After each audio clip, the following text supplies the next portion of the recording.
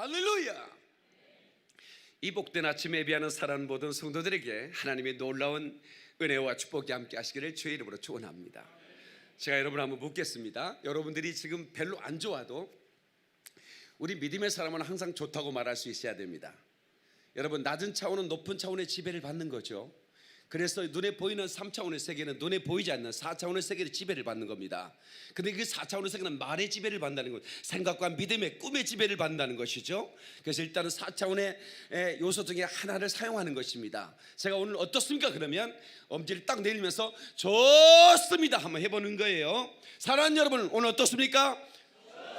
믿음대로 될지어다. 박수 영광 그러리 할렐루야. 옆 사람에게 오늘 당신에게 기적이 나기를 바랍니다고 인사해 주시기 바랍니다.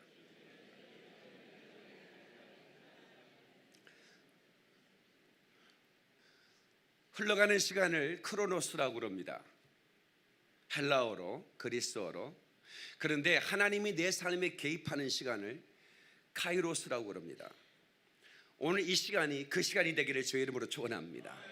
하나님이 내 생애에 개입할 시간, 하나님이 나를 터치하는 순간에 우리는 더 이상 옛사람이 아닌 것이죠. 아멘. 지금부터 신유 집회가 시작됐습니다. 하나님께서 여러분을 고치실 것입니다. 하나님이 이 시간에 김평공교회 운행하고 계십니다. 하나님은 바로 하나님의 역사를 기대하고 사모하고 그리고 그것을 믿는 자에게 제한 없이 역사할 것입니다. 할렐루야. 이 신유라고 하는 디바인 힐링이라는 말을 히브리어로 마르페라고 말합니다. 다시 마르페, 하나님이 고치신다는 거죠. 그리고 신약 성경이 헬라어로 기록됐는데 이 헬라어에서는 이아시스라고 말합니다. 다시 한번 합시다. 이아시스. 어떻게 말하든 상관없이 하나님이 치유하신다는 겁니다. 도대체 하나님은 어떤 분이길래 우리를 치유하는 거냐라고 질문하는 분에게 제가 오늘 말씀하고 싶습니다. 하나님은 만병의 의사가 되십니다. 하나님은 모든 병을 치유하는 의사이십니다. 그래서 오늘 본문의 말씀에 이르시되 너희가 너희 하나님 나 여호와의 말을 들어 순종하고 내가 보기에 의를 행하며 내 계명의 귀를 기울이며 내 모든 규례를 지키면 내가 애굽 사람에 내리는 어떤 모든 질병 중 하나도 너희에게 내리지 아니하리니 나는 너희를 치료하는 여호와임이라. 하나님은 치료하는 의사라는 여호와 라파. 그래서 오늘 그 하나님이 여러분 한 분 한 분을 치료하시는 역사가 있기를 주의 이름으로 축원합니다. 그분을 주치의로 모시세요. 여기는 박영민 목사는 온준상 선교사가 주치의가 아니에요. 그분이 고치시는 거예요. 네. 그분이 여러분을 오늘 스피리추얼 서저리, 그분이 여러분의 영적인 수술대에 눕혀놓고 여러분을 완전히 회복시켜 줄 줄로 믿습니다. 아멘.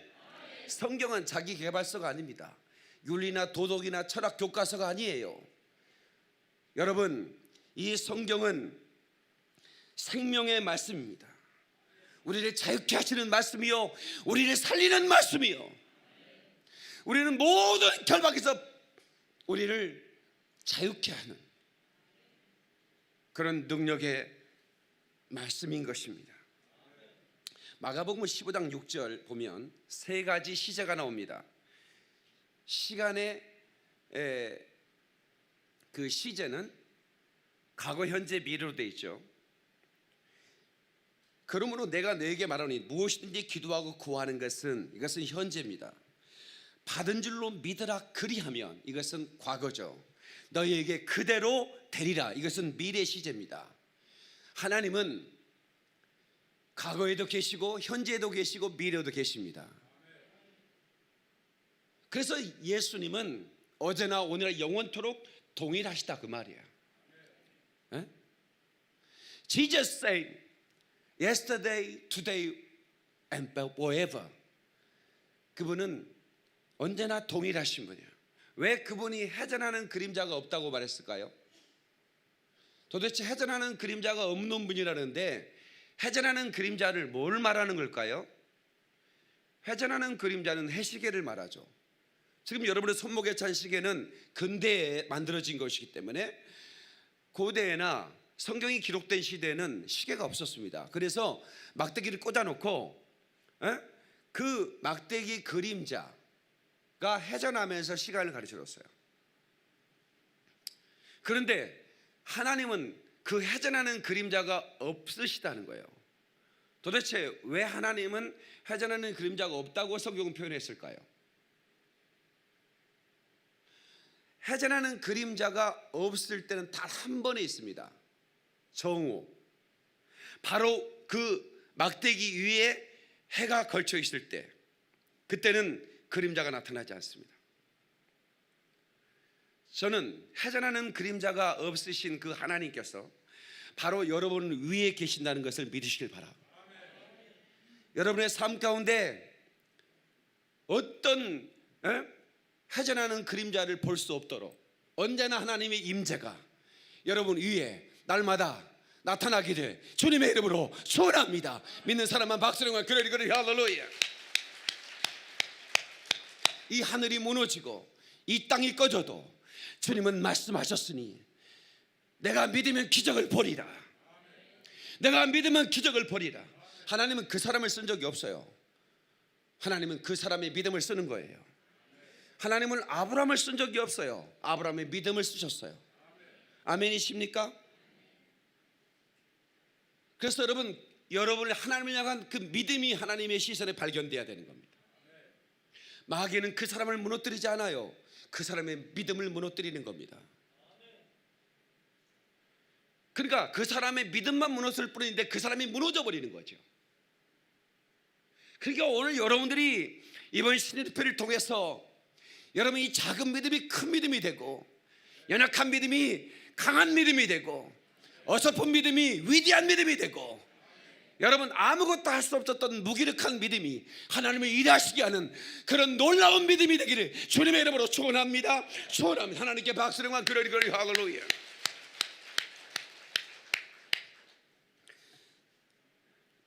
저는 교회를 개척할 때부터 지금까지 계속해서 신유집회를 해왔습니다. 해년마다.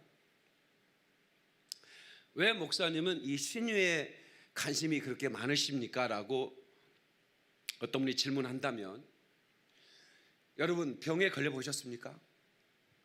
그 질병만큼 우리에게 고통을 주는 게 없습니다.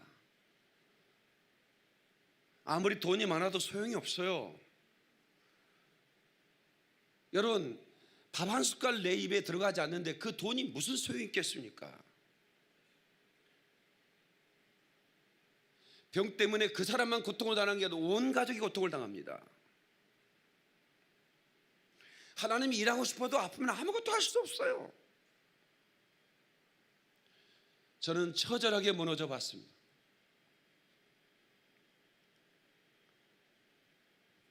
폐결핵에 걸려서 기침을 하면 손으로 막죠. 그리고 나서 이렇게 보면 손바닥에 피가 흥건한 겁니다. 그 순간 살고 싶은 마음이 사라져 버리는 거예요. 그런데 또 내 마음 한쪽 구석에서는 정말 살고 싶은 겁니다. 그래서 엎드려 하나님께 기도하고, 하나님 저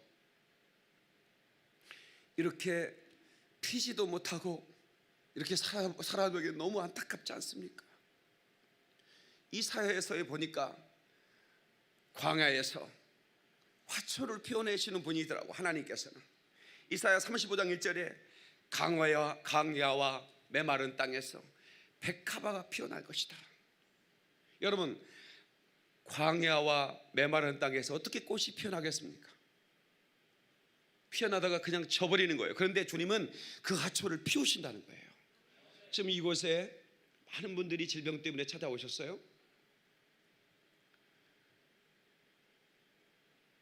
어쩌면 내 인생이 이렇게 피어보지 못하고 가버리는구나 하는 저의 청년 시절의 저의 심정과도 같을 수도 있을 것입니다.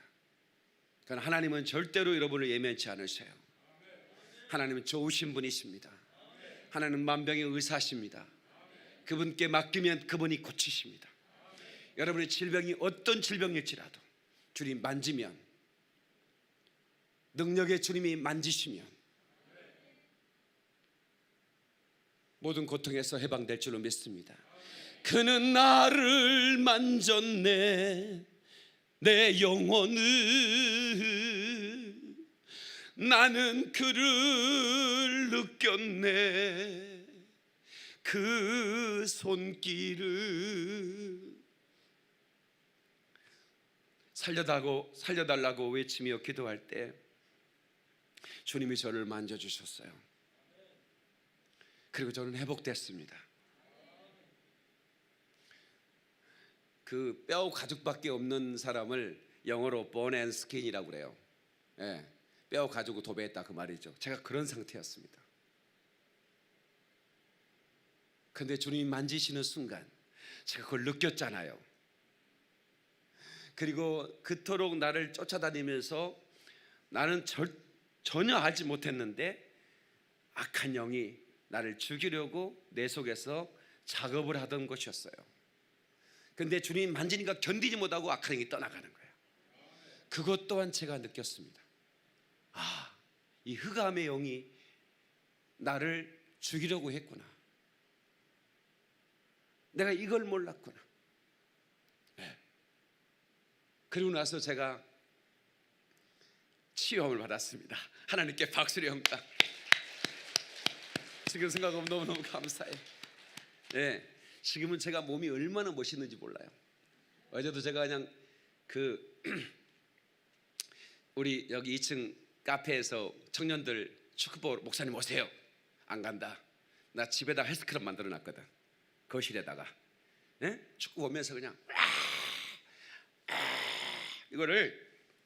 그리고 나서 이제 뭐 나 혼자 운동을 하니까 옷 다 벗고 하는 거예요. 그냥 가끔씩 거울에 딱 서면 너무 멋있는 거예요. 내가 이걸 자뻑이라고 그러는 거예요.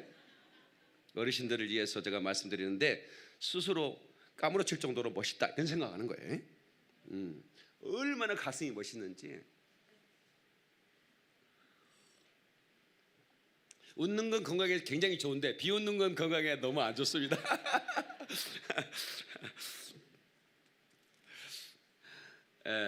갑작스럽게 몸이 안 좋아서 병원에 갔는데 의사가 You have cancer, 당신은 암입니다 하면 아무리 멘탈이 강한 사람도 무너집니다. 굉장히 힘이 듭니다. 난 괜찮아 그러면서도 힘이 들어요.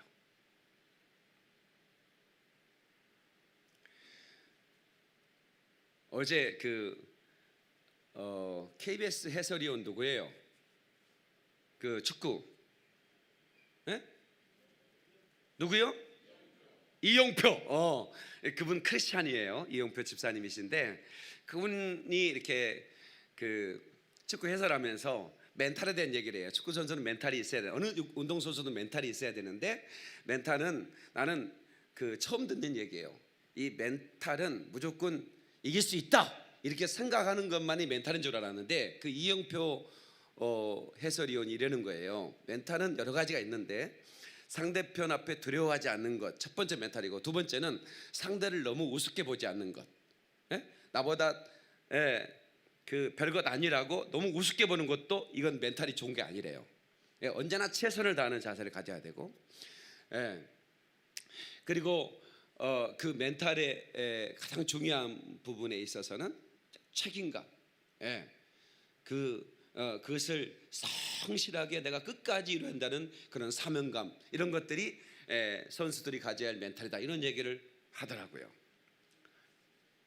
근데 그 멘탈이 흔들릴 때가 있어요. 시편 13편 3절에 터가 무너지면 의인은 무엇을 하랴 이런 말씀이 있습니다. 한번 합시다. 터가 무너지면 의인은 무엇을 하랴. 그래 갑작스럽게 당신은 암이야. 그냥 내가 선 곳이 무너져 내리는 것 같아. 여기 지금 암 환자들 몇 분 계시죠? 하나님이 여러분 만지실 거예요. 저는 말기암 환자도 많이 치료해 봤습니다. 예, 그냥 의사가 이제는 병원에서 해줄 일이 없습니다. 이제 집에 가셔서 정리하시죠라고 했는데 박영민 목사한테 와서 이게 다 끝나는 거예요. 어떻게 그런 일이 벌어지는가? 어떻게 그런 일이 벌어지는가? 이게 바로 하나님이 의사이시기 때문에 주님이 만지시고 역사하시면 우리가 알지 못한 놀라운 일이 일어나는 거예요. 우리 멘탈이 흔들리는 것은 질병만이 아닙니다. 그렇게 잘 나가던 사업이 무너져 내렸을 때, 내가 사랑하는 사람이 내 곁을 떠났을 때, 이게 다 터가 무너지는 것 같은, 내 삶이 흔들리는 것 같은 그런 느낌을 받습니다. 이런 노래를 부르고 싶어요. 나 어떻게 너 갑자기 가버리면 그건 안 돼, 정말 안 돼, 가지 마라. 붙잡는다고 그년이 가만히 있냐고. 그냥 가지. 그러면 무너져 내리는 것 같다 그 말이야. 그러나 해전하는 그림자가 없으신 그분만은 나를 떠나지 않으시고 나와 함께 계시고 내가 부를 때에 내가 여기 있다 하리라. 아멘. 내가 고통당할 때 내 신음소리를 들으시고 내게 응답하시는 주님, 기적의 하나님, 능력의 하나님, 그분이 여러분의 하나님인 줄로 믿습니다. 믿는 사람만 박수로 영광. 그러리 할렐루야. 그 어느 날 새가 그물에 걸림같이 한번 갑시다. 그 어느 날 새가 그물에 걸림같이, 그 어느 날 새가 그물에 걸림같이 내 삶 속에 덧치면 내 몸부림쳤지만 어우적거렸지만 나는 약한 자였었네. 그 어느 날 아무 예고도 없이 내 삶 속에 슬픔이 맺네.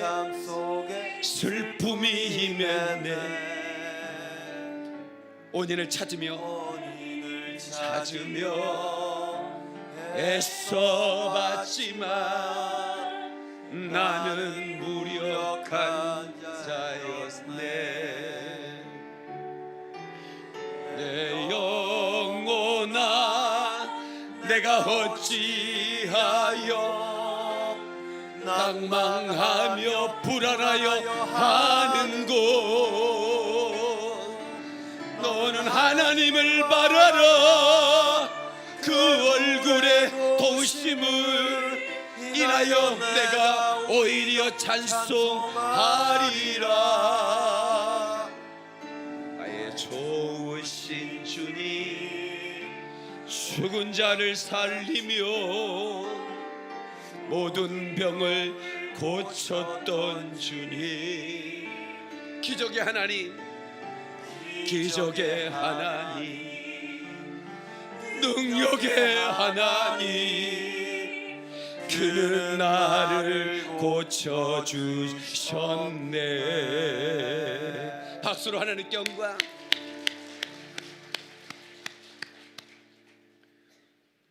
의사가 자기 병을 못 치는 걸 어떡합니까? 의사인데 의사는 각각 전문적 분야가 있습니다. 치과 의사는 이빨만 빼는 거지 내장을 수술하는 게 아니에요. 수많은 전공 분야가 있습니다. 그런데 하나님은 만병의 의사가 되신다는 거예요. 그러니까 하나님 전공이 뭐세요? 이렇게 물어보면 안 되는 거예요. 하나님은 만병의 의사시라는 거예요. 저는 제가 이제 병을 고침받고 제가 너무 감사해서 이제 그 환자들 찾아다니면서 간증을 합니다. 그리고 제가 기도를 해드려요. 근데 놀라운 것은 병든 자가 치유가 되는 거예요. 아, 하나님이 내게 병 고치는 은사를 주셨구나. 아, 이게 신유라는 은사라는구나. 그래서 제가 환자들이 많이 모인 곳으로 가기 시작했습니다. 환자들이 많이 모인 곳이 어디예요? 공원이에요? 병원. 그렇지, 공원이 아니고 병원입니다. 그래서 제가 기독병원, 기독병원에 간 이유는 전도를 하는 것을 제한을 받지 않습니다. 거기에는 목사님이 있고, 제가 이제 여기 고려병원에도 우리가 목사님 원목이 계시잖아요. 가끔씩 우리 교회 와서 예배 드리시고, 아주 이제 은퇴하신 목사님이신데 병원에서 이제 환자들을 위해 기도해 주는, 그리고 예배 드리는 일을 하세요. 우리 권사님이 가서 또 반주도 해주고 아침 일찍 가서 그러시는데, 이게 이제 병원에 원목이 있는 교회, 그러니까 다시 말하면 원장님이 크리스찬인 거죠. 근데 병원에 온 환자들이 그리스도인들이 많아요. 근데 입원을 시켜놨는데 예배드리러 나가야 된다는데 어떡하겠습니까? 그러니까 병원에 교회를 만들어 놓고 목사님 모셔다 놓고 예배를 드리는 거예요. 여기 지금 병원에서 도망 나오신 분 한 분 계시죠? 나한테 전화 왔는데 어디 병원에서 올란다고. 아무튼 이제 그렇게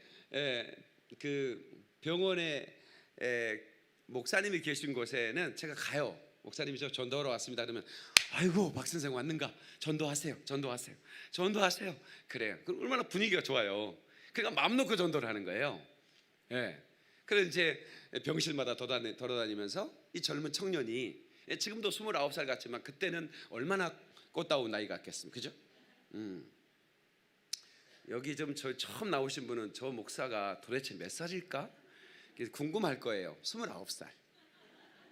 근데 목사가 된 지 25년 됐어요. 그러면 4살 때 목사 안수를 받았나? 마음대로 생각하세요. 근데 제가 이제 병실에 가서 기도를 이렇게 해드리겠습니다. 그러면 이게 뭐 중요한 성경책을 든 머리가 좀 희끗희끗하고 이런 분이 와서 기도해 줬다면 선뜻 저 기도해 주세요 이럴 텐데, 뭐 샤파한 청년이 와가지고 여러분 기도해 드릴까요? 그러면 별로 반응이 별로 없어요. 그런데 8침대 중에 꼭 한 침대는 기도해 달라고 해요. 거기 예수 믿는 사람 꼭 있거든. 저 기도해 주세요. 그래. 그러면 제가 가서 간절히 기도를 해요. 간절히 기도하면 그 간절함이 그 침대에 누워 있는 옆 침대 사람들에게 느껴지나 봐요.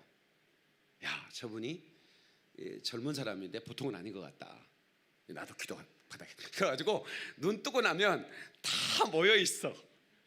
나 처음에는 그 사람 손든 사람만 앉으라는 침대에 기도하고 있는데, 예수 이름으로 기도했습니다. 아멘. 그러면 다 모여 있어. 저도 해주세요. 그러고 그러면 제가 다 기도해 주죠. 예수 이름으로 악한 영을 내쫓고. 그러면 놀라운 일이 벌어지는 거예요. 8침대가 그날 다 태어나는 거예요. 근데 병원에서는 기분 나빠하지 않아요. 왜? 하나님의 능력으로 신유가 일어나는 거니까. 제가 그 병원 전도하면 그 병원 망해버려 버렸습니다. 근데 놀라운 것은 의사들이 소문을 듣고 저를 찾아와요. 의사들이.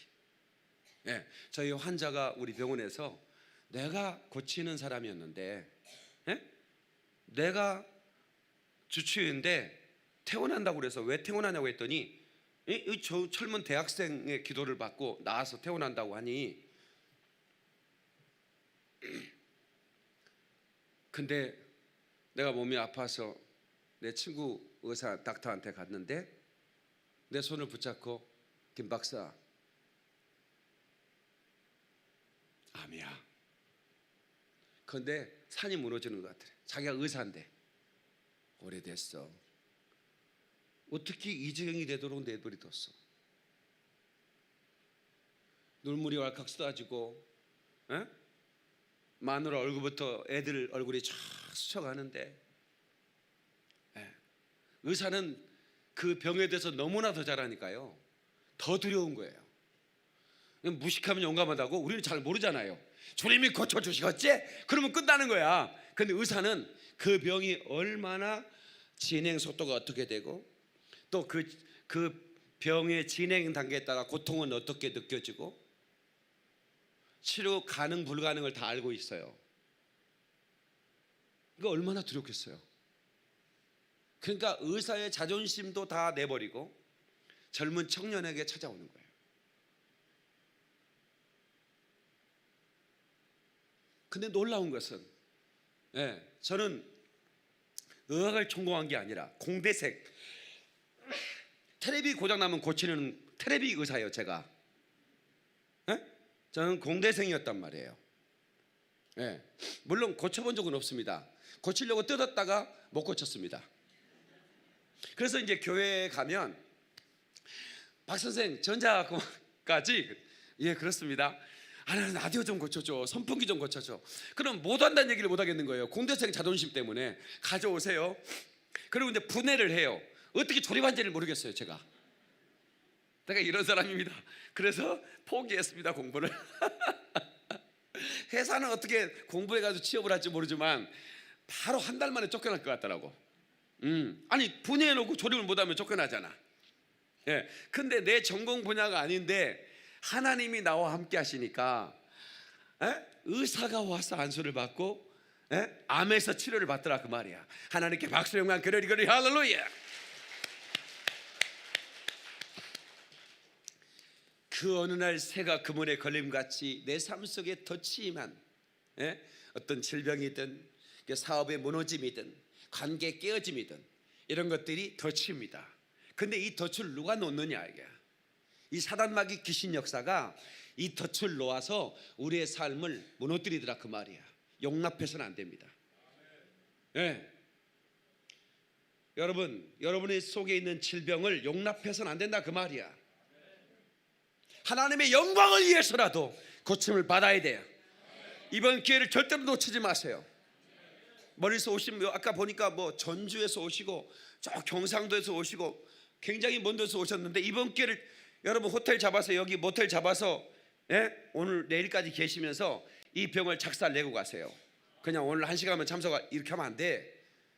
한번 이번에 이 전쟁을 스피리추얼 오페어 영적 전쟁을 통해서 우리가 이걸 완전히 무너져 내릴 수 있도록 할렐루야!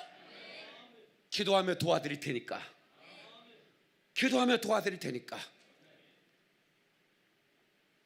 한번 싸워보십시다. 일단 멘탈이 중요합니다. 하나님이 나를 만드시면 나는 고침받을 수 있다고 믿으셔야 돼요. 나는 말기암인데 이렇게 생각하면 안 됩니다. 그게 중기든 말기든 초기든 그게 무슨 상관이 하나님 앞에. 하나님 만병의 의사하신데. 그렇죠? 오히려 그런 중환병에서 이제 고침을 받으면 하나님의 살아계심이 영광을 받으시게 되니까 여러분을 통해서. 아멘. 그래서 우리 서울 김포 영광교회는 삶이 흔들린 자들이 오는 교회입니다. 내 삶이 흔들릴 때에 내 믿음 약해질 때도 사모하며 나오네 내 사랑 영광교회. 아멘. 영광교회를 사랑해 주세요. 한국교회에 이런 교회가 있다는 것. 선교에 목숨 걸고 오직 성령의 나타남을 구하며 예수 그리스도의 피의 복음을 증거하는 이 은혜의 현장. 이곳에 오면 실로암 목가처럼 어떤 사람이든 고침을 받고 귀신들은 쫓겨나가고 하나님의 영광을 맛보고 일평생 하나님의 은혜를 간증하며 사는 역사가 있을 줄로 믿습니다. 믿는 사람만 박수 영광 그러리 할렐루야. 아멘. 아멘. 성령의 은혜가 압도돼야 되는 거예요. 내 영혼을 완전히 완전히 붙잡고 하나님께서 나를 통해서 일하시도록. 저는 이번 주일 밤에 이렇게 엎드려 기도하다가 하나님 내 마음에 크게 주신 마음이 있어요.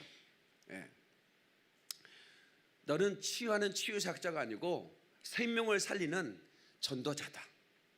생명을 구원하는 전도자다. 예, 너를 통해서 수많은 사람들이 구원을 받을 것이다.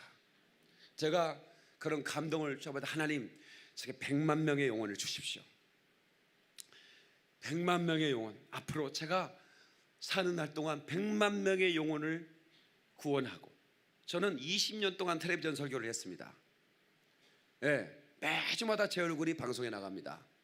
그러면 얼마나 많은 사람이 제 설교를 들었겠습니까? 예? 20년 동안 전 세계 방송에 나가는데,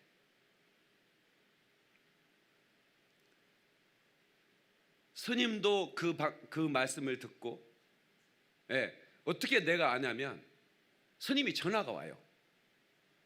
박 목사님, 여기 아무개 절인데 내가 공개할 수는 없죠. 내가 여기 주지승입니다. 근데 목사님 설교 너무 좋아서 내가 계속 듣는데 오늘은 좀 불교를 까서 좀 실망했습니다. 불교를 까가지고 조금 그랬대. 그러니까 스님도 듣는구나. 예. 설교를 듣고 무당도 회개하고 우리 교회 찾아오고, 수많은 사람들이 방송을 듣다가 병에서 노인받았다고. 예. 그냥 제가 안수를 해준 적도 없는데 그냥 설교만 듣다가 치료를 받았다고 하는 전화가 수없이 날라옵니다. 그런데 제가 그런 이제 온라인상에서 그런 방송을 통해서가 아니라 제가 현장에서 하나님 복음을 증거할 때 100만 명이 돌아오게 해주세요. 그것을 놓고 기도하는데 그렇게 눈물이 나는 거예요. 예. 하나님, 제가 열방을 다니며 복음을 전하는데 수를 헤아릴 수 없는 이 생명들이 주 앞에 돌아오게 도와주옵소서. 아멘. 아멘. 하나님의 사람들은 어디서 실력 발휘를 해야 되느냐? 현장에서 실력 발휘하는 겁니다. 어떤 현장? 복음 전하는 현장에서. 아멘. 좀 크게 합시다. 칼 루이스가 어떤 사람인 줄 아세요? 최근에 그 100m 달리기의 그 세계 챔피언 누구죠? 네? 누구요? 그게 누구요? 우사인 볼트. 맞아요. 우사인 볼트. 총알탄 사나이. 와, 대단해. 저는 칼 루이스만 알아가지고 제가 젊을 때 그 친구 좋아했거든요. 달리기 그렇게 잘해. 근데 칼 루이스가 한국에 왔다가 놀래 자빠진 게 있대요. 예? 그 우리나라 전철을 타는데요, 칼 루이스도 전 세계 제일 빠른 사람이잖아요. 예? 그래서 인터넷 뒤져보니까 한국 가면 전철에 자리를 앉으려면 달려야 된다 무조건. 달렸대요. 그런데요, 한국 아줌마한테 뺏겼대요. 어마어마해. 거의 막 빛의 속도로 막 의자를 차지하는데 궁뎅이를 먼저 확 밀어 넣어가지고 칼 루이스가 날아가 버렸대. 지어낸 얘기입니다. 어디 가서 또 그런 얘기 하지 마세요. 그런데 칼 루이스는 밥 먹을 때 실력 발휘 못합니다. 전철 탈 때 실력 발휘 못합니다.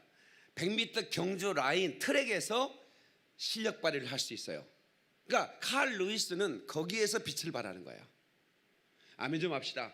여기 박 목사가 어디서 실력 발휘를 하겠습니까? 뭐 먹는 데서 하겠습니까? 그래서 가장 멋있는 중년 남자 뽑는데 그런 대회가 있다고 우리 교회 집사님이 지금 준비하고 있거든요. 40대 후반인데 어디 계시죠 집사님? 어디 계셔? 손 한번 들어봐. 안 오셨나?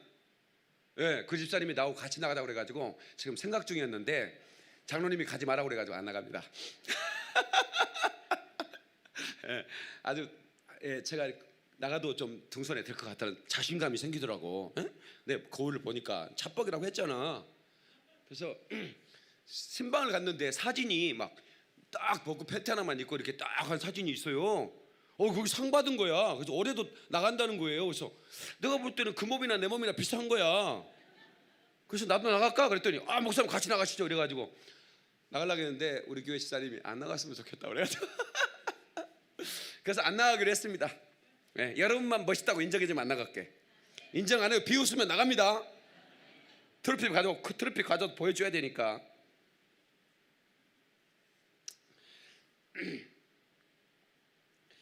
여러분,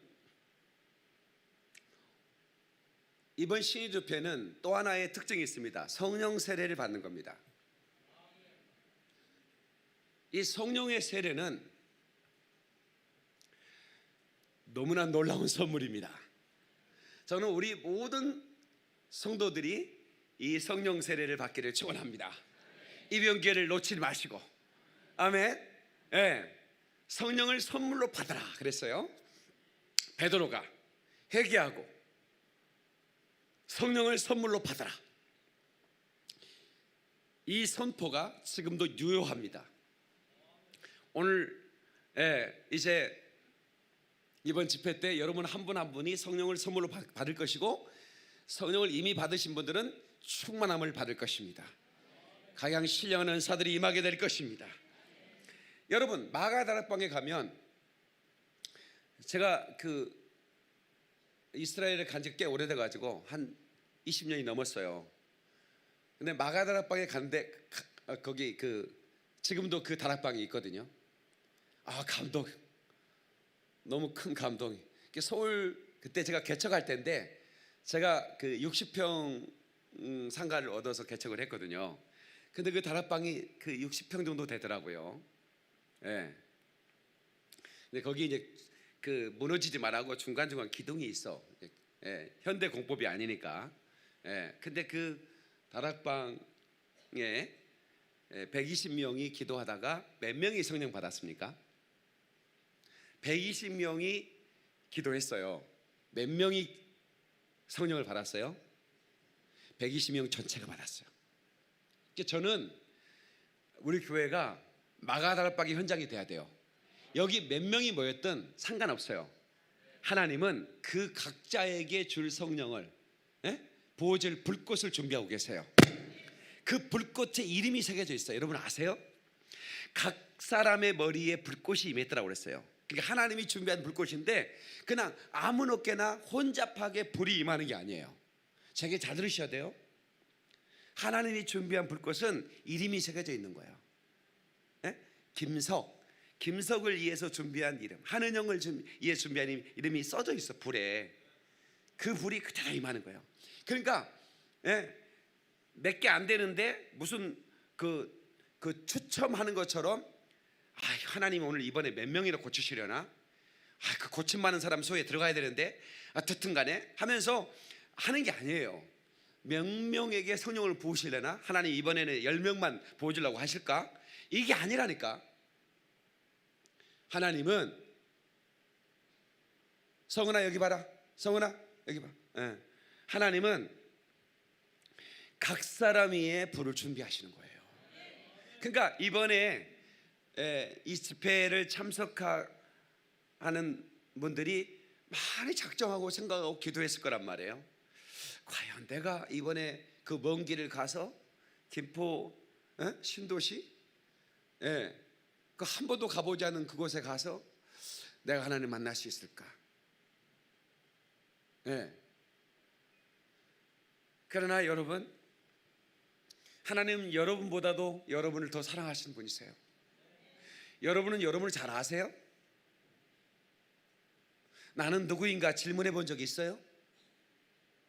그러면 어떻게 대답할 수 있어요? 여러분, 신유의 메커니즘, 어려운 말 써서 죄송합니다. 어떤 그 원리가 있어요. 뭐냐면, 하나님은 어떻게 나를 고치실까가 아니에요. 나는 하나님 앞에 누구인가, 이게 더 중요한 거예요. 이 질문 앞에 뭐라고 대답하실 거예요? 여러분 하나님 앞에 누구예요? 하나님의 자녀죠. 독생자를 주고 나를 사신 바 됐다고 그랬잖아요. 독자를 아끼지 않고 우리에게 주신 분이세요. 그리고 나를 자녀 삼으셨어요. 그리고 우리는 하나님을 아버지라 부르는 사람들이에요. 그 멘탈이 있어야 되는 거예요. 그러면 그분이 나를 버리실까요? 내 간구에 외면하실까요? 아니잖아요. 그게 더 중요한 거예요. 하나님 앞에 나는 누구인가? 나는 하나님의 사랑받는 자녀라는 거예요. 아멘이시죠? 성도 여러분, 오늘 이 시간에 하나님 앞에 여러분의 마음을 찢고 하나님 앞에 간절히 간구하시기 바라고, 특별히 여러분 그런 위중한 질병에 걸리신 분들은 소원 기도를 드리셔야 됩니다. 한나가 소원했던 소원 기도를 아세요? 네, 하나님 저를 살려주시면 뭐 할 건데? 먹고 자고 잘 살다 갈 거예요? 어차피 죽을 거 아니에요. 어? 그냥 수명이 연장되는 거잖아요. 어차피 죽을 거잖아요. 근데 살려달라고 하잖아요. 그거 왜 살려줘야 됩니까? 살려주시면 뭐 할 건데요? 라는 소원 기도가 있어야 됩니다. 예배당에 처음 간 날 소원한 기도, 이 아들 고쳐주시면 주의 종이 되게 하렵니다. 간절하게 기도하신 아버지, 죽음에서 건져주신 주님의 은혜 어찌 다 갚을 수 있겠습니까?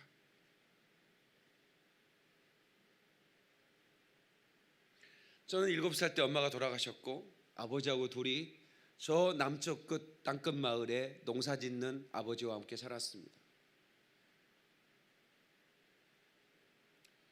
제가 한번 아프면 한 달씩 학교를 못 갔습니다. 엄마도 없는 아들이, 막내 아들이, 그 연약한 아들이 수건으로 머리를 묶은 채, 아버지가 해준 밥이 센찬치. 영민아 밥 먹어라. 아버지 도저히 못 먹겠어요. 그냥 일 나가시면 제가 알아서 먹을게요. 못 먹습니다. 한 달째 누워 있는 거예요.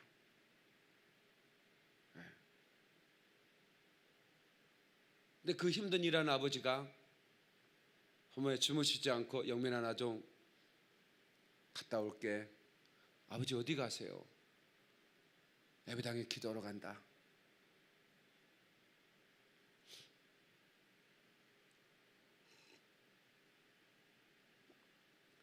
그 힘든 농사일을 하는 아버지가 죽어가는 이 아들을 위해 눈물로 기도하는 겁니다.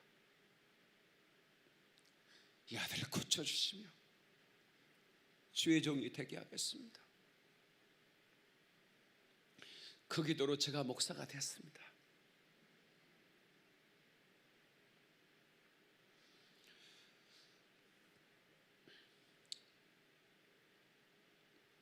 유치원 때 엄마를 따라서 강주 헐몬산 기도원에 헌신의 권사님이라는 신유 집회에 참석했습니다. 그때 권사님이 신의 은사를 받았어요. 하얀 옷을 입고 하얀 모자를 이렇게 쓴 그 권사님이 천사처럼 보였습니다. 가마니를 밑에 깔았고 위에는 천막을 쳤어요. 그런 건물이 없었습니다. 수많은 사람들이 그곳에 왔습니다. 호기심에 제가 이렇게 이제 앞자리로 갔더니 거기에는 괜히 갔다는 생각을 했습니다. 대부분 환자들이 누워 있는데 이런데 이렇게 옷을 더우니까 여름인데 벗을 벗고 있으니까 여기 이런데 막 상처가 수술 자국 비슷한 이런 상처가 나는데 거기에 벌레들이 기어다니고 있어요. 구더기 같은 거 있잖아요. 여름이니까 상처 소독을 안 하니까. 그때 당시 못 살 때 아닙니까? 1970년대 초반이니까. 그런 환자들이 누워 있는데 그 헌신의 권사님이 그 벌레를 털어가면서 기도해 주는 거예요. 저는 중간쯤 자리를 잡고 앉았는데 그 안수를 한 번 더 받아보려고 어르신들이 이렇게 이제 이쪽으로 지나가고 이쪽으로 지나가는데 자꾸 또 앞 받았는데 또 뒤로 궁뎅이를 밀어가지고 나를 뒤로 또 밀면서 뒤로 가가지고 나도 한 번 더 받았네. 한 번 더 받으려고 궁뎅이를 막 밀어가지고 또 뒤로 물러가는 거예요, 줄을. 그래야 또 송사님 모르지, 왔다 갔다 하니까 이렇게 줄별로 이렇게 왔다 갔다 하니까. 근데 놀라운 것은 이렇게 어떤 분이 이렇게 업어가지고 그 사람을 데리고 와요. 업어서 이렇게 이렇게 내 앞에 앉잖아요. 앉은뱅이라고 하죠. 발을 못 걷는 분이세요. 그런데 분명히 저는 이제 식사 때는 또 누군가 업어가요. 업어가서 먹고 또 와요. 집회 시작하면 제 앞에 앉았으니까. 그런데 헌신의 권사님이 이렇게 막 안수를 하더니 일어나 아들아 일어나. 근데 이분이 다리에 뭐 부두둑 소리 나더니 일어나 버리는 거예요. 내가 처음 목격한 신의 현장이에요. 저는 어렸을 때부터 목사가 되라는 얘기를 들었으니까 그때 그 생각을 했어요. 나는 목사가 되면 이런 권사님처럼 신유 사역을 해야지. 이 생각 그때 한 거예요.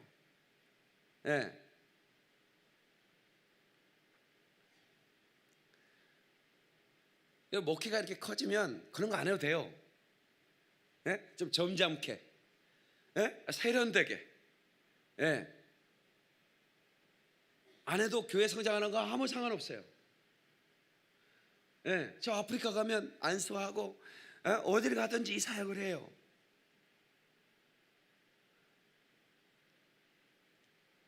더 강력하게 할 생각이에요. 저는 제가 이제 원성교사님과 같이 사업 경기장을 한번 빌릴 거예요. 제가 사업 경기장에서 매주마다 예배하는 게 제 꿈이에요. 우리 성도들은 아시지? 기도는 해주고 계시는 거예요? 그거 빌리려면 돈 좀 준비하고 계시죠? 근데 걱정할 게 없어. 거기에서 그런 헌신의 권사님처럼 그렇게 기적이 나타나면 그 12만 석 금방 차. 근데 기도하고 있어요. 그래야 100만 명의 영혼을 구원하지. 그렇지 않겠습니까?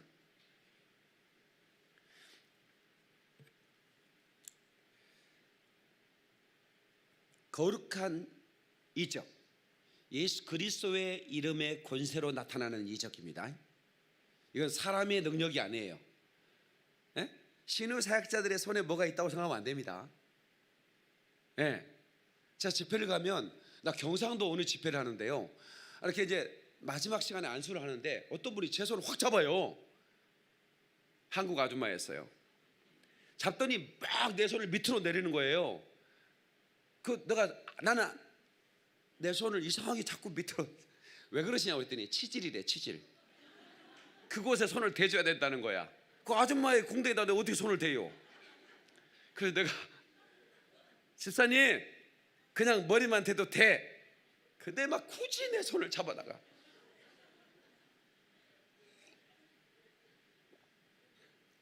손에 뭐가 있는 게 아니라 하나님의 이름의 권세가 있는 거예요. 아멘, 아멘, 아멘. 그래서 저와 여러분들이 이제 이 살아계신 하나님을 우리가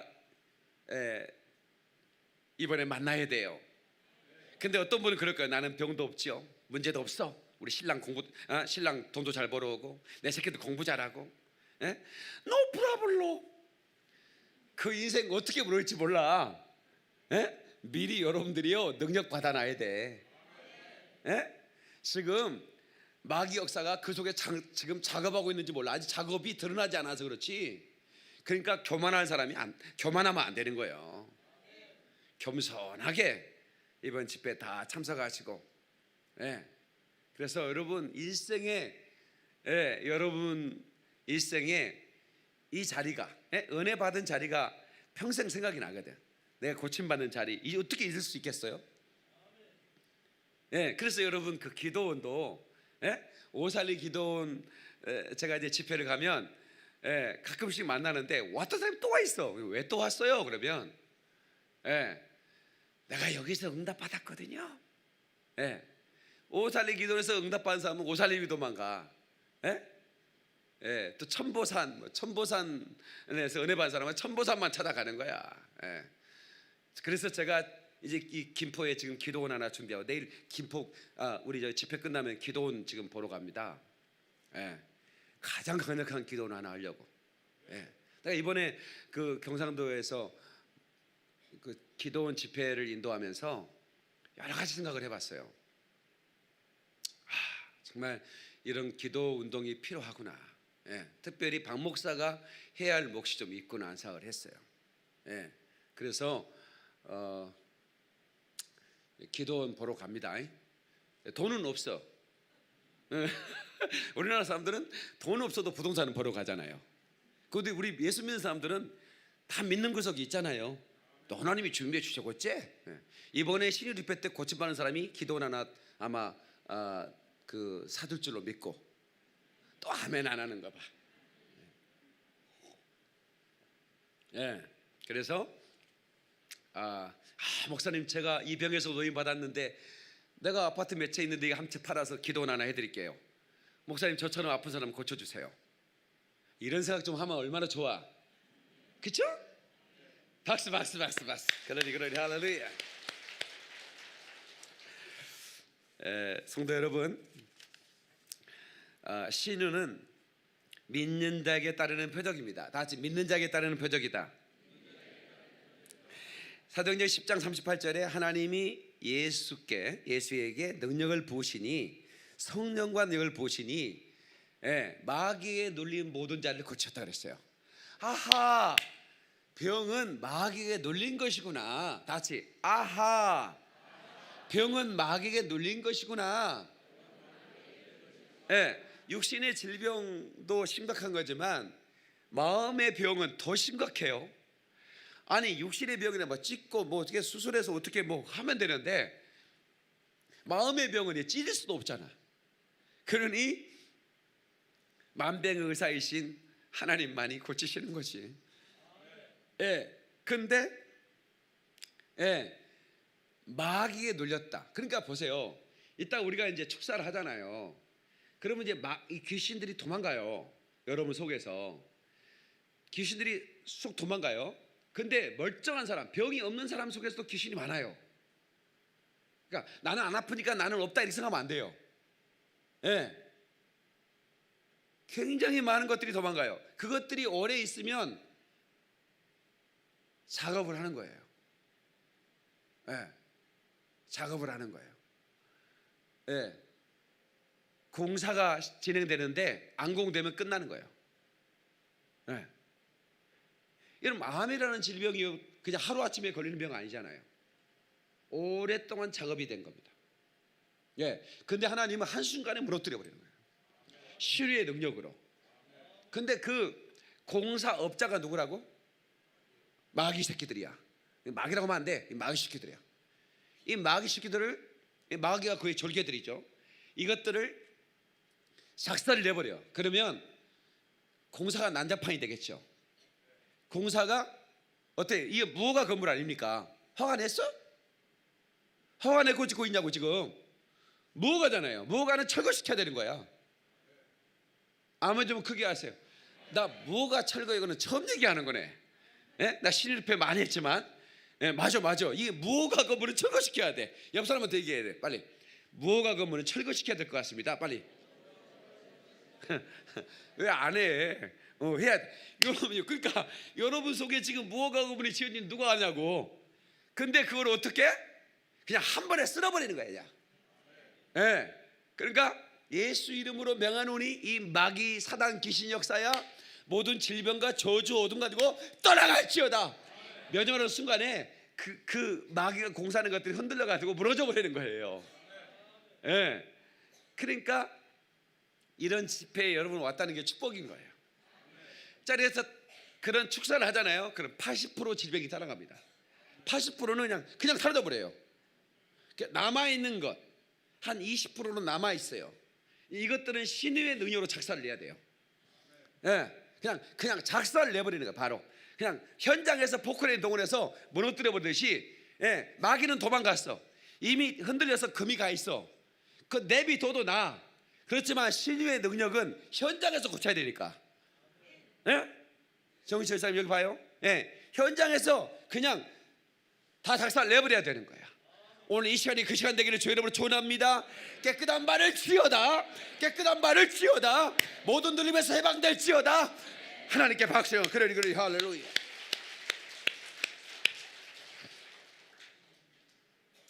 누가복음 10장 21절에 보니까 70인의 보고가 있습니다. 여러분 보세요. 저를 잘 들으세요. 여러분 마태복음 10장에는 12제자를 보냅니다. 12제자에게 모든 병을 고치는 능력과 귀신을 쫓는 권세를 줬다 그랬어요. 12제자에게. 이건 주의 종들, 목사님들 말합니다.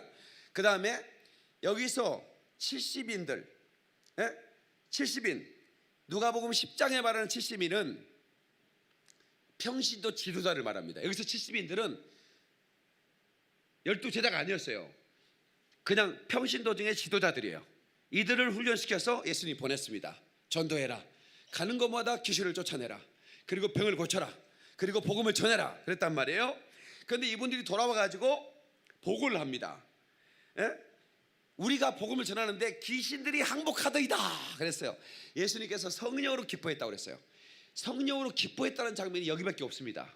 그러니까 주의 종들이, 하나님의 자녀들이 예수 이름으로 병을 고치고 귀신을 쫓는 거 하나님이 기뻐하는 걸 믿으시면 아멘. 박수로 하나님께 영광. 그러리 할렐루야. 그러니까 귀신들이 항복하고 질병이 떠났다는 거예요. 예수님께서 그 보고를 들으시고 기뻐하셨다고 그랬습니다. 거기에만 끝나는 게 아닙니다. 마가복음 16장에 보면 모든 믿는 자를 향해 말합니다. 모든 믿는 자, 믿는 자들이 이런 표적이 따르리니 너희가 내 이름으로 귀신을 쫓아내며 아멘, 뱀을 찝으며 무슨 독을 마시는 해를 받지 아니하며 병든 자의 손은 좀 나으리라. 아멘. 그러니까 처음에 마태복음 10장에는 죄의 종도로 시작해서 누가복음 10장에 70인의 평신도 지도자들을 말하고 마가복음 16장에는 모든 믿는 자를 말하는데 그들이 가서 귀신을 쫓아내고 병을 고쳤다 그 말이야. 믿는 자가 해야 할 사역이고 믿는 자에게는 반드시 따르는 표적인 것입니다. 예수 이름을 믿는 분 아멘 하세요. 하나님이 살아계시다고 믿는 분 아멘 하세요.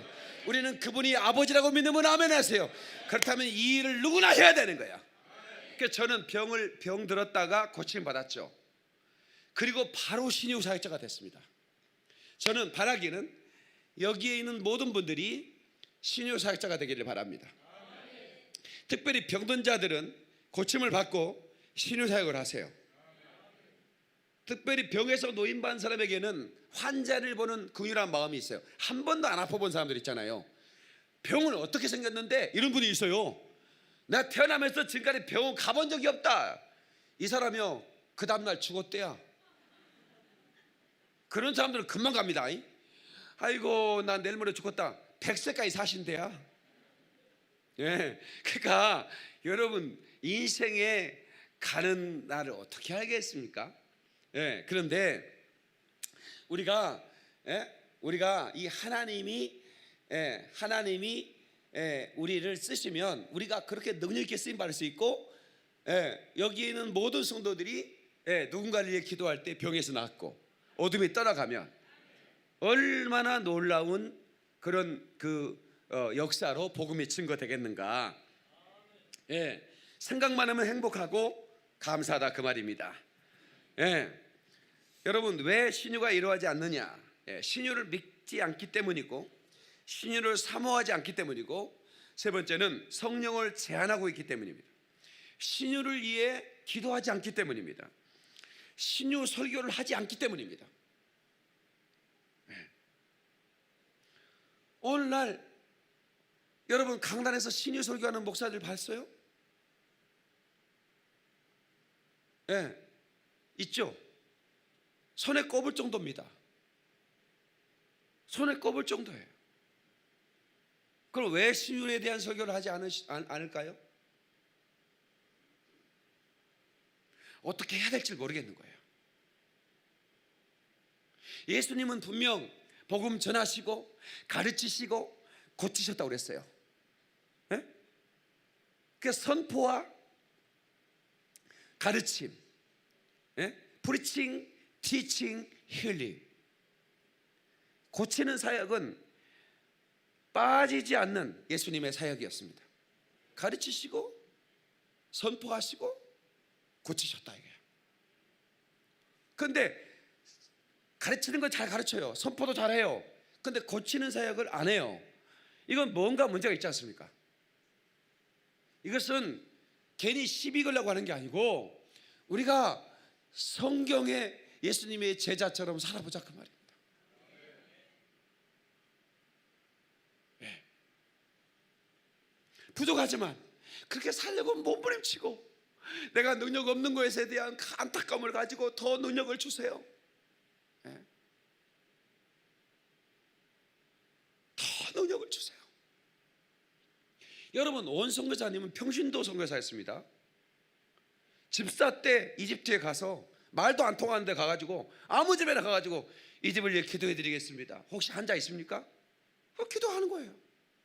네. 그러면 나오면 밥 주면 밥 먹고, 그러면 이제 그 소문을 옆집에서 듣고 동네 사람들이 오면 또 기도해 주고. 그게 7년 동안 온유찬 선교사님이 이집트 사역이었습니다. 평신도였어요. 집사, 안수 집사.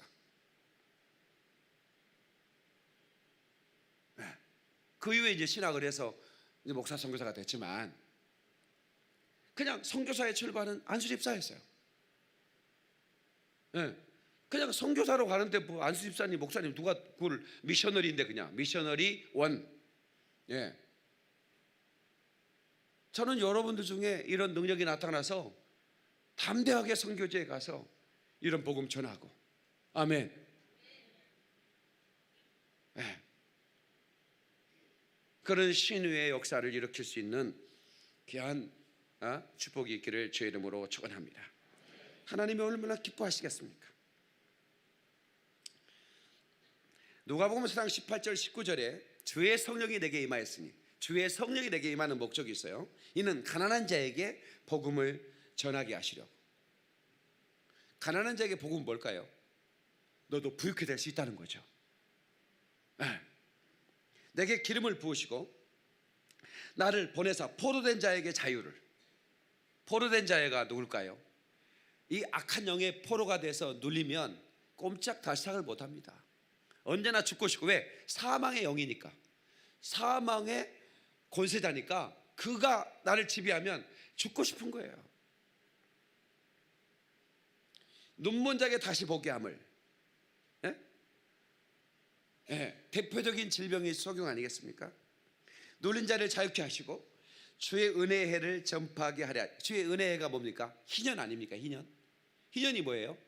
모든 그 포로된 자에서 다시 돌려보내라. 예? 노예 다 돌려보내. 예. 다 이게 희년이에요. 그러니까 이 신유의 복음은 곧 희년을 선포하는 것 같아요. 내 영혼의 희년을 선포하는 겁니다. 아멘. 은혜의 해가 선포되는 거예요. 자유케 되기를 주의 이름으로 축원합니다. 아멘.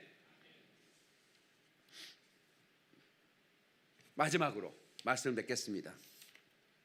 신유는 하나님의 약속이요 믿는 자에게 임하는 선물입니다. 다 같이 믿는 자에게 임하는 선물이요 하나님의 약속이다. 마가복음 11장 18절 병든 자에게 손 얹은 나으리라. 그러니까 병든 자에게 손 얹으면 나는 그냥 믿음을 가지고 하는 거예요. 그냥 그냥 좀 믿는 것이고, 하나님의 약속을 믿는 거니까.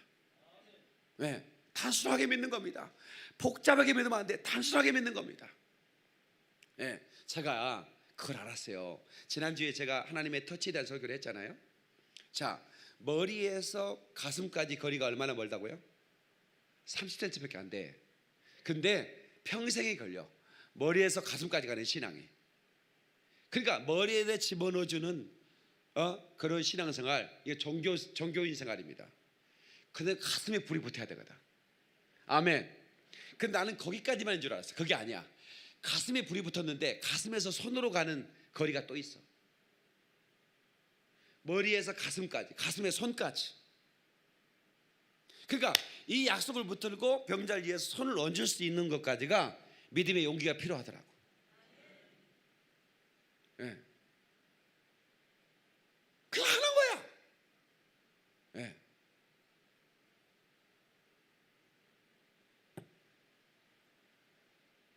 제 집사람 속에 그 속에 이렇게 있던 아이가 죽었다고 의사가 지금 당장 수술하라고 했을 때 제가 처음으로 주의종이 된 다음에 충격을 받았어요. 내가 신유사역자인데, 내가 병을 고치는, 어디든 가면 내가 병을 고치는 사역자인데 어떻게 우리 집에 이런 일이 있을 수 있지? 충격을 확 받았어요. 그래서 의사 선생님이 수술하라고, 안 그러면 산모가 위험하다고 했지만 좀 생각을 해보고 오겠습니다. 그러고 나서 기도원을 들어갔죠. 왜 이런 일이 일어났을까? 하나님 앞에 계속 묻는 거예요. 도대체 내가 깨닫지 못한 게 있습니까? 뭡니까 하나님? 그때 하나님 내게 그 영적으로 들려주는 음성, 음성은 아닌데 음성이에요. 음성이 없어도 똑똑히 들려주시는 주 예수 나의 당신이요. 음성이 없는데 똑똑히 들려주는 음성이 있어요. 저는 10원 하나 없이 교회를 개척한 사람 목사님잖아요. 돈이 없어요. 근데 개척을 해. 왜냐하면 나는 빈손인데, 누가 봐도 빈손인데, 근데 나는 예수님이 있거든. 나는 그 예수님의 권세가 얼마나 어마어마하다는 걸 알아요. 그러니까 아무것도 없이 개척하는 게 두려움이 없었어요.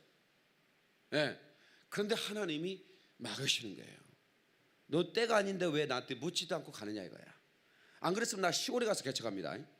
그럴 작정을 가지고 내려가려고 했는데, 그래서 하나님께서 깨달아서 하나님 알겠습니다, 순종하겠습니다. 제가 몰랐습니다. 무지해서 주의 뜻을 몰랐습니다.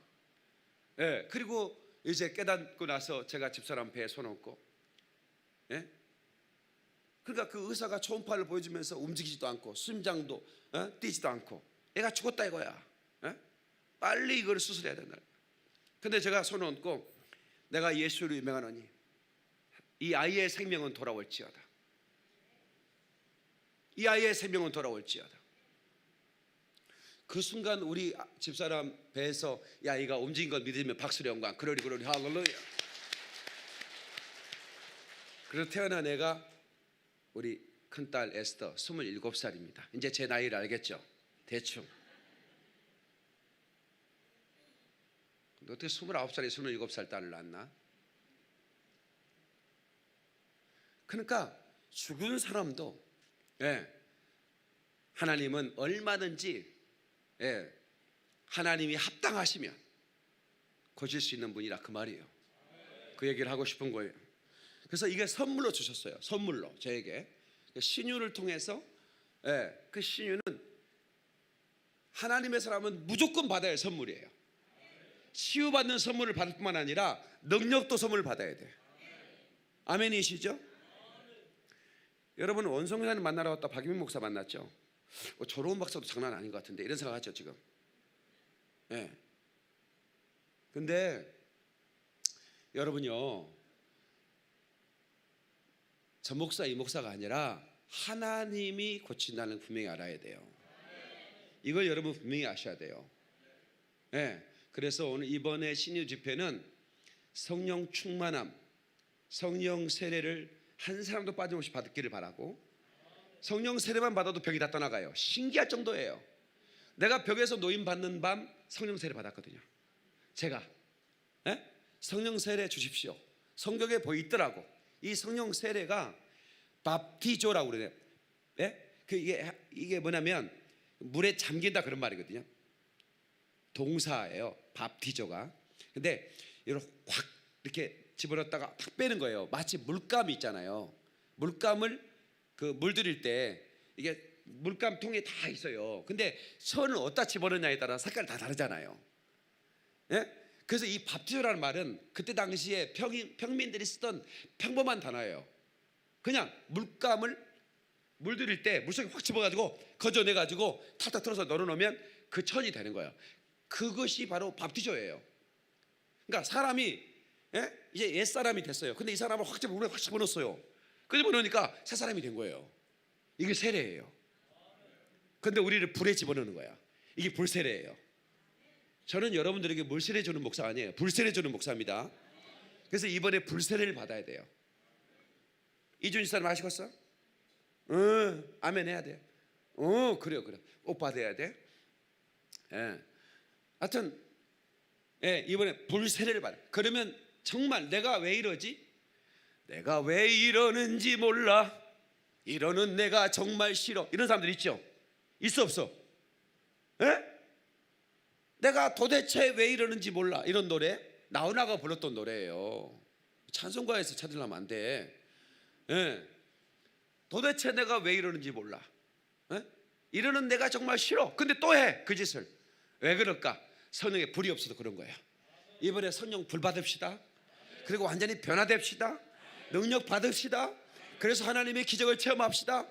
오늘 이 시간 여러분을 치료할 겁니다. 자, 첫 시간부터 치료합니다. 제가 첫 시간에 테이프를 끊는 겁니다. 이 강사가 2명이죠. 그래서 여러분 첫 시간에 제가 테이프를 끊는 건데, 여러분 한 손에 몸이 아픈 부에 손 얹으세요. 자, 그리고 한 손은 드세요. 손을. 이따가 손은 머리에 얹을 거예요.